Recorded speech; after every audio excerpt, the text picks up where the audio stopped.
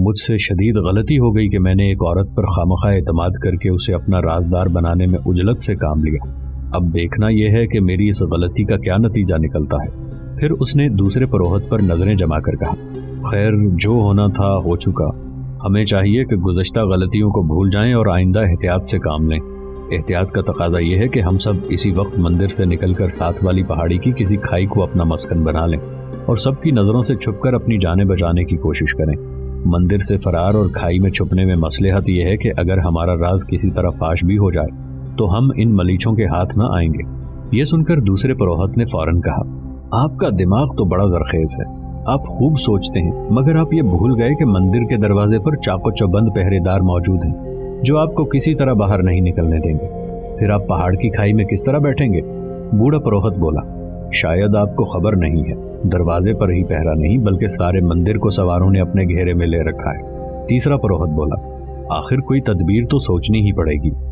اگر مندر سے باہر جانے کا کوئی راستہ ہو اور ہم کسی طرح پہاڑی پر چڑھ سکیں، خواہ یہ کام کسی قدر مشکل ہی کیوں نہ ہو، ہم سے جس طرح بن پڑے گا ہم کوشش کر کے پہاڑی پر چڑھ جائیں گے اور وہاں کسی محفوظ کھائی وغیرہ میں چھپ جائیں گے۔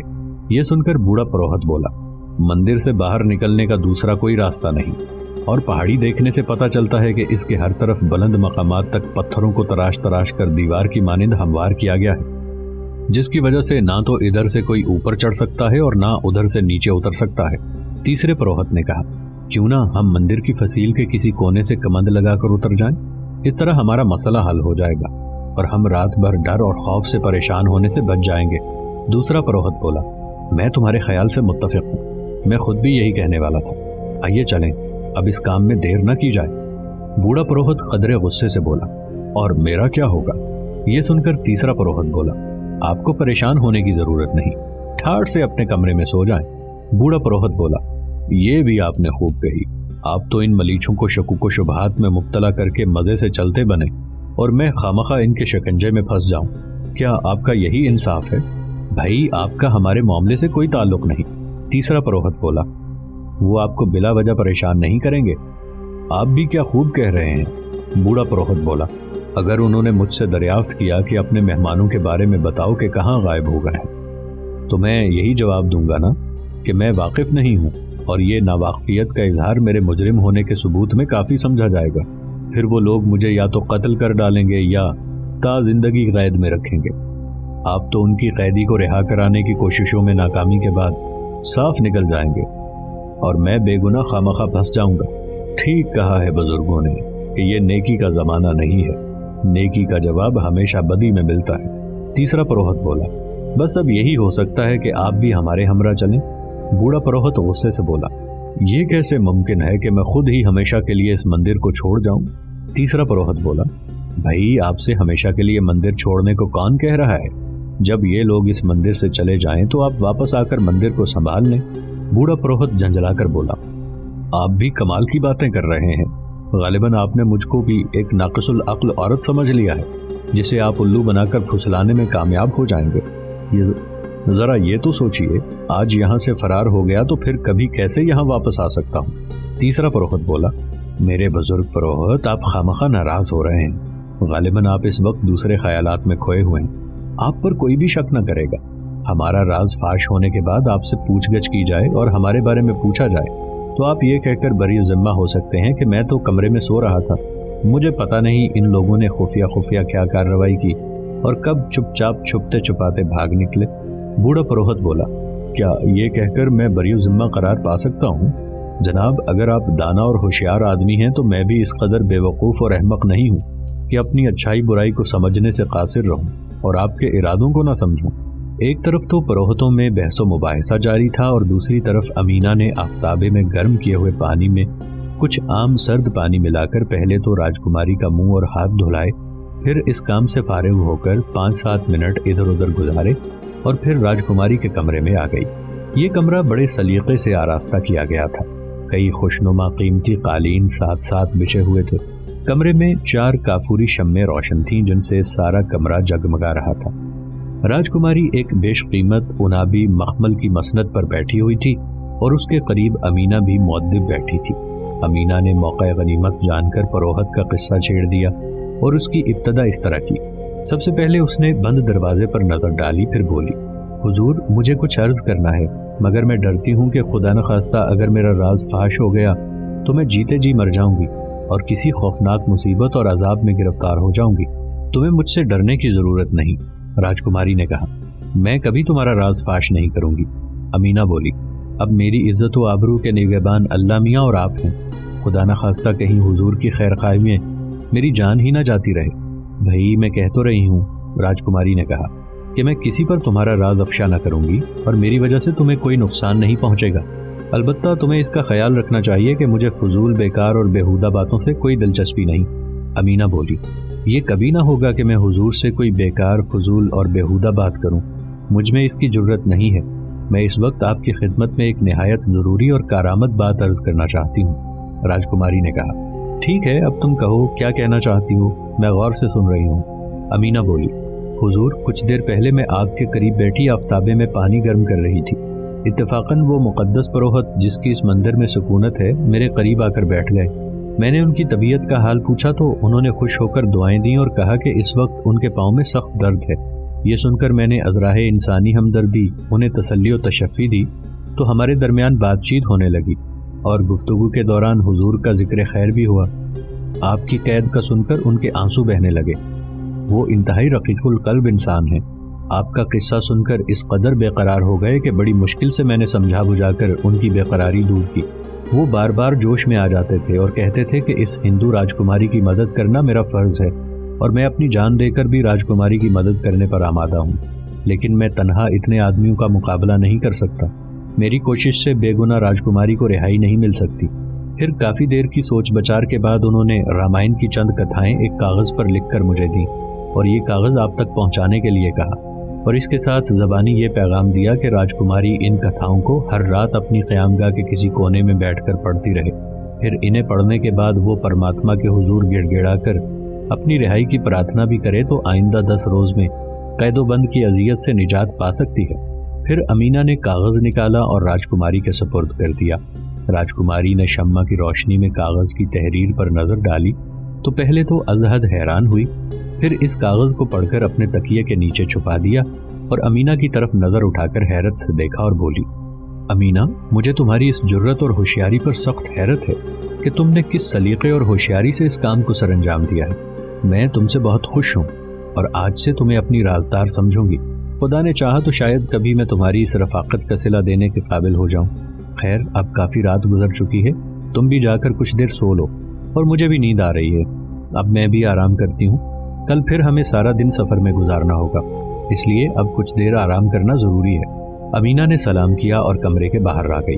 امینا کی روانگی کے فوراً بعد راجکماری نے تکیے کے نیچے سے وہ کاغذ نکال کر دوبارہ پڑھنا شروع کیا اور اسے پڑھ کر دل ہی دل میں سوچا، مکند لال بڑا ہوشیار آدمی ہے، پروہت بن کر مسلمانوں کو دھوکہ دینے میں کامیاب ہو گیا ہے۔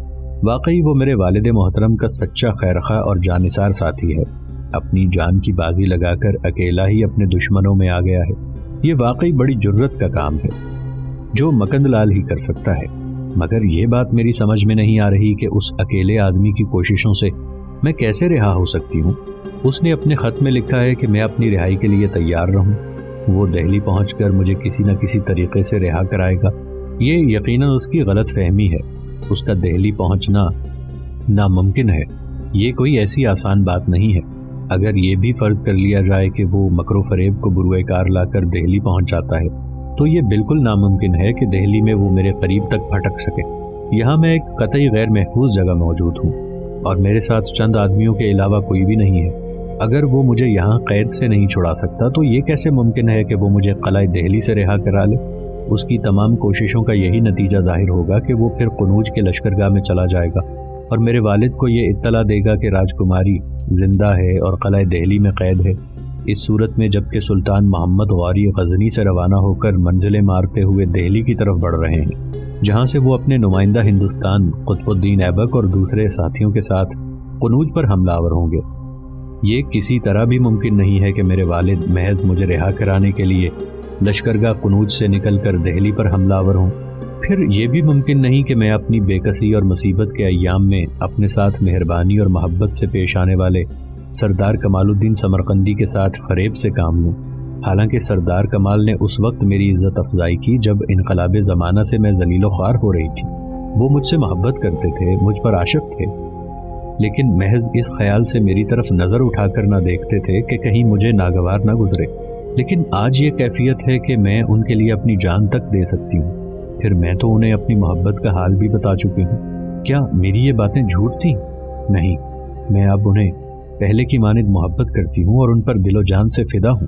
وہ اس وقت بھی میری نظروں کے سامنے ہیں اور ان کا حسن خداداد میرے دل پر اپنے مقناطیسی اثرات مرتب کر رہا ہے، اور میں ان کی اپنے لیے پیار و محبت کی باتیں سن رہی ہوں۔ ان کی پرخلوص باتیں میرے دل میں اپنا گھر بنا چکی ہیں، لیکن ان کا حسین چہرہ مجھے اس وقت اداس کیوں نظر آ رہا ہے؟ کیا انہیں اس خط کا حال معلوم ہو گیا ہے اور انہوں نے یہ سمجھا ہے کہ میں ان سے بے وفائی کی مرتکب ہو رہی ہوں؟ عزیز از جان کمال، دیکھو مجھے خواہ شرمندہ نہ کرو۔ واقعی میں قصوروار ہوں کہ میں نے تمہارے دشمن کے خط کا مطالعہ کر کے اسے اپنے تکیے کے نیچے رکھ لیا ہے، حالانکہ میرا فرض تھا کہ اس خط کو ٹکڑے ٹکڑے کر کے آگ میں جھونک دیتی، لیکن میں یہ نہ کرتی تو کیا کرتی؟ مصلحت کا تقاضا یہی تھا۔ اس سے یہ قیاس کرنا درست نہ ہوگا کہ خط نے تمہاری محبت کو میرے دل سے دور کیا ہے۔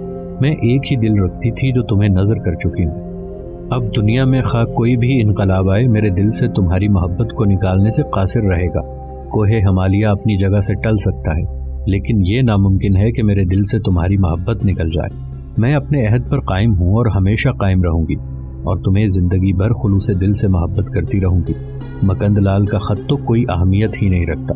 اگر مجھے روئے زمین کی بادشاہت دے دی جائے اور یہ کہا جائے کہ تمہاری محبت سے دستبردار ہو جاؤں تو میں صاف انکار کر دوں گی، اور تمہاری محبت کو سینے سے لگائے تمہارے ساتھ ایک جھونپڑی میں بھی زندگی گزار لوں گی۔ راجکماری اپنے خیالات کے ساتھ ساتھ پرواز کر رہی تھی کہ اسے دروازے پر کسی کے قدموں کی آہٹ محسوس ہوئی۔ اس نے نظر اٹھا کر دروازے کی سمت دیکھا تو سکینہ دروازے سے گزر کر کمرے میں داخل ہو رہی تھی۔ راجکماری نے اسے دیکھا تو اس کی زبان سے بے ساختہ نکلا، سکینہ تم عین وقت پر آئی ہو، میں تمہاری منتظر بیٹھی تھی۔ سکینہ بولی، میرا تو خیال تھا آپ آرام کر رہی ہیں، اس لیے خامخواہ سامنے کے کمرے میں بیکار بیٹھی رہی۔ اگر مجھے علم ہوتا کہ آپ بیدار ہیں تو میں فوراً آپ کے پاس آ جاتی۔ راجکماری نے کہا، میں نے سونے کی کوشش ضرور کی تھی لیکن کامیاب نہ ہو سکی۔ اب میرا جی گھبرا رہا تھا۔ اگر تم کچھ دیر اور میرے پاس نہ آتی تو میں خود تمہیں بلا لیتی۔ واقعی اس ویرانے میں آپ کی طبیعت گھبرا رہی ہوگی، سکینہ نے کہا۔ آپ کو آج سے قبل ایسے ویرانے اور بے آباد مقام میں رات بسر کرنے کا کبھی اتفاق نہ ہوا ہوگا، راجکماری نے کہا۔ نہیں، یہ بات تو نہیں ہے، بلکہ میں کسی اور خیال کے تحت سخت پریشان ہوں، سکینہ بولی۔ کیا آپ اپنی اس پریشانی کا حال مجھے بتا سکتی ہیں؟ سکینہ، میں تمہاری سچائی اور اچھی صفات کی گرویدہ ہوں، راجکماری نے کہا، اور تمہیں اپنی سچی بہی خواہ اور رازدار ہمدرد سہیلی کا درجہ دیتی ہوں۔ میں تم سے کوئی بات چھپانا پسند نہیں کرتی۔ میں جب سے اس مندر میں پہنچی ہوں اور مجھے جب سے اس بوڑھے پروہت کی باتیں سننے کا اتفاق ہوا ہے، میں اسی وقت سے دل ہی دل میں عجیب و غریب خیالات کے تانے بانے بننے میں مصروف ہوں، اور اب تک اسی الجھن میں گرفتار ہوں۔ میں نے جب سے اس بوڑھے پروہت کے یہ الفاظ سنے ہیں کہ مندر میں میرے بعض ہم مذہب اور ہم وطن میرے مہمان ہیں، تو اسی وقت سے میں پروہت اور اس کے مہمانوں کو اپنا دشمن سمجھنے لگی ہوں۔ میرا اندازہ ہے، اور یہ کبھی غلط نہیں ہو سکتا، کہ بوڑھا پروہت اور اس کے مہمان اچھے لوگ نہیں ہیں، اور ہو نہ ہو یہ لوگ مسلمانوں کے خلاف مذموم سرگرمیوں میں مصروف ہیں، اور کوئی نہ کوئی گڑبڑ ضرور ہے۔ کوئی گڑبڑ نہیں، یہ محض آپ کے توہمات ہیں، سکینہ نے کہا۔ آپ مطمئن ہو کر آرام کریں، چونکہ آپ اپنی گرفتاری کا تازہ واقعہ دیکھ چکی ہیں، اس لیے آپ کی طبیعت میں شکوک و شبہات پیدا ہو گئے ہیں، اور آپ دوسروں کو بھی مشکوک سمجھ رہی ہیں۔ لیکن آپ اب مطمئن رہیں اور کسی مخالف سے خوفزدہ نہ ہوں۔ وہ بیچارہ پروہت ہماری مخالفت کیا کرے گا؟ وہ تو خود ڈر اور خوف سے مندر کے دروازے پر کھڑا کانپ رہا تھا، اور اس کی زبان سے الفاظ تک نہ ادا ہو رہے تھے۔ سکینہ، یہی تو ہماری غلطی ہے، راجکماری نے کہا۔ اس پروہت کی یہی حرکتیں ثابت کرتی ہیں کہ دال میں کچھ کالا ضرور ہے۔ وہ چونکہ چور ہے، اس لیے ڈر اور خوف سے کانپ رہا تھا کہ کہیں اس کی مذموم حرکتوں کا راز فاش نہ ہو جائے۔ میں تو پروہت کا گھورک دندہ سمجھنے سے قاصر ہوں، سکینہ نے کہا۔ مگر آپ جو کہہ رہی ہیں لازماً اس میں بھی صداقت ہوگی، لیکن میں یہ سمجھتی ہوں کہ ہمیں اس پروہت اور اس کے مہمانوں کو ذرا سی بھی اہمیت نہیں دینی چاہیے، کیونکہ یہ لوگ ہمارے خلاف کچھ بھی تو نہیں کر سکتے ہیں اور بہت کچھ کر سکتے ہیں، راجکماری نے کہا۔ دشمن کو کمزور سمجھ کر نظر انداز نہیں کرنا چاہیے۔ تم اسی وقت سردار نظام الدین کے پاس جاؤ اور اسے میرا یہ پیغام دو کہ میں چاہتی ہوں کہ وہ مندر میں موجود پروہت اور اس کے مہمانوں کو فوراً گرفتار کر لیں۔ میں آپ کے حکم کی تعمیل کرتی ہوں، سکینہ نے کہا، اور سردار نظام الدین تک آپ کا پیغام پہنچا دیتی ہوں، لیکن میں سمجھتی ہوں کہ سردار نظام شاید آپ کے اس حکم کی تعمیل نہ کر سکیں۔ کیوں؟ راجکماری نے فوراً پوچھا۔ پروہت مذہبی رہنما ہوتے ہیں، سکینہ نے کہا، اور وہ مقدس مذہبی لوگوں کے خلاف کارروائی پسند نہیں کر سکتے، تو تم میری طرف سے انہیں تاکید کر دینا، راجکماری نے کہا، اور کہنا کہ اس معاملے میں نرمی اور مہربانی سے کسی صورت کام نہ لیں۔ اگر ان لوگوں کی گرفتاری ظلم ہے تو یہ ظلم میں قبول کرتی ہوں اور اس کی جواب دہ ہوں گی، لیکن اس وقت وہ میرے کہنے پر ہر صورت میں عمل کریں، کیونکہ اسی میں سب مسلمانوں کی بہتری ہے۔ اگر انہوں نے میری بات نہ مانی اور اپنی مرضی سے کام کیا اور بوڑھے پروہت اور اس کے ساتھی پروہتوں کو چھوڑ دیا تو میں بری ذمہ ہوں گی اور برے نتائج کی ساری ذمہ داری ان پر عائد ہوگی۔ یہ سن کر سکینہ خاموشی سے اٹھی اور سردار نظام الدین کے پاس آ گئی، جو اس وقت پہرے داروں سے الگ خود بھی مندر کے صحن میں ٹہل رہا تھا۔ سکینہ نے اسے سلام کیا، اور جب وہ اس کی طرف متوجہ ہو گیا تو جو کچھ راجکماری نے کہا تھا سکینہ نے بالتفصیل اسے کہہ دیا۔ سردار نظام الدین نے کچھ دیر اس معاملے پر غور کیا، پھر سکینہ سے مخاطب ہو کر بولا، سکینہ، تم میری طرف سے راجکماری صاحبہ کو کہہ دینا کہ میں آپ کے حکم کی تعمیل کروں گا اور صبح روانگی کے وقت بوڑھے پروہت اور اس کے مہمانوں کو اپنے ساتھ دہلی لے چلوں گا۔ یہ سنتے ہی سکینہ سلام کر کے رخصت ہوئی تو سردار نظام الدین اپنے ہمراہ 6 مسلح سپاہیوں کو لے کر پروہت کے کمرے کی طرف چلا۔ اس وقت کمرے کے دروازے پر مکند لال اور لال بہادر کھڑے کاناپھوسی میں مصروف تھے۔ اچانک ان کی نظر سردار نظام الدین اور اس کے مسلح سپاہیوں پر پڑی اور ان کو اپنی جانب آتے دیکھ کر دونوں سخت گھبرا گئے۔ مکند لال نے جھک کر لال بہادر سے کہا، پرماتما اس بوڑھے احمق کا ستیہ ناش کرے، اس نے ہمیں یہ جگہ نہ چھوڑنے دی۔ اب ہم جس مصیبت سے بھاگنا چاہتے تھے وہ سر پر آ پہنچی ہے۔ بوڑھے خبیث نے اپنی موت کا سامان بھی کیا اور ہمیں بھی قاتلوں کے سپرد کر دیا۔ سردار نظام الدین نے قریب پہنچ کر کہا، کیوں جناب، ہمارے میزبان وہ بوڑھے پروہت اپنے کمرے میں ہیں، ہم لوگ اس وقت ان کی خدمت میں حاضری کے لیے آئے ہیں۔ مکند لال بڑی مشکل سے اپنی گھبراہٹ پر قابو پا کر بولا، وہ اسی کمرے میں موجود ہیں اور ابھی بیدار ہیں، آئیے کمرے میں چلتے ہیں۔ سردار نظام الدین کی آواز سنتے ہی وہ بوڑھا پروہت خود ہی سہما ہوا کمرے سے باہر آ گیا تو سردار نظام نے اسے دیکھ کر بڑے ادب و احترام سے کہا، جناب، معافی کا خواستگار ہوں کہ اس وقت ایک خاص ضرورت کے تحت دوبارہ آپ کو زحمت دے رہا ہوں۔ بوڑھا پروہت بولا، فرمائیے کیا خدمت ہے، میں ہر خدمت کے لیے تیار ہوں۔ سردار نظام نے کہا، میری خواہش ہے کہ آپ اپنے مہمانوں کے ہمراہ صبح ہمارے ساتھ دہلی چلیں۔ آپ کو تکلیف تو ہوگی، لیکن مجھے امید ہے آپ وہاں چند روز ہمارے مہمان کی حیثیت سے مقیم رہ کر ہمیں خدمت کا موقع دیں گے۔ مکند لال بوڑھے پروہت سے مخاطب ہو کر بولا، آپ تو واقف ہی ہیں کہ ہم لوگ مزید ایک دن بھی کہیں مقیم نہیں رہ سکتے۔ ہم آج شام سے بھی رخصت حاصل کر چکے ہیں، کیونکہ اب ہمیں جلد سے جلد اپنے ٹھکانے پر پہنچنا ہے۔ سردار نظام نے کہا، آپ ہماری خاطر 2-3 روز مزید اپنا سفر ملتوی کر کے ہمارے ساتھ چلیں تو آپ کی مہربانی ہوگی۔ مکند لال بولا، آپ ہمیں تو معاف ہی رکھیں، ہم کسی بھی مجبوری کے تحت ہرگز اپنے سفر کو ملتوی نہیں کر سکتے۔ سردار نظام بولا، مجھے افسوس ہو رہا ہے کہ آپ میری دعوت کو رد کر رہے ہیں، مگر میں کبھی نہ مانوں گا، آپ کو میری میزبانی کا موقع مہیا کرنا ہی پڑے گا۔ لال بہادر غصے سے بولا، مسلمان ہمارے ساتھ اسی طرح زیادتیاں کرتے آئے ہیں، میں بخوبی واقف ہوں کہ آپ ہمیں دعوت نہیں دے رہے، گرفتار کر کے اپنے ہمراہ لے جانا چاہتے ہیں، لیکن ہم جیتے جی اپنی گرفتاری قبول نہیں کریں گے۔ یہ کہنے کے ساتھ ہی لال بہادر نے خنجر بلند کیا اور سردار نظام الدین کے سینے میں جھونک دیا۔ سردار نظام الدین کا جسم زرہ میں محفوظ تھا، اس لیے لال بہادر کا وار بیکار ثابت ہوا۔ لال بہادر نے پہلے کسی تیزی کے ساتھ دوسرا وار کیا تو سردار نظام ایک لمحے قبل جست کر کے بائیں طرف کئی قدم کے فاصلے پر پہنچ گیا۔ اب مکند لال کے ہاتھ میں بھی خنجر چمک رہا تھا اور اس کا غلام بھی ننگی تلوار ہاتھ میں لیے اپنے آقا کی حفاظت کے لیے مستعد ہو چکا تھا۔ اس کے بعد تینوں ایک ساتھ سردار نظام پر حملہ آور ہوئے۔ اس وقت تک سردار نظام ان لوگوں سے لڑائی کے لیے تیار نہ تھا، لیکن اب اسے اپنی حفاظت کے لیے کچھ نہ کچھ تو کرنا ہی تھا۔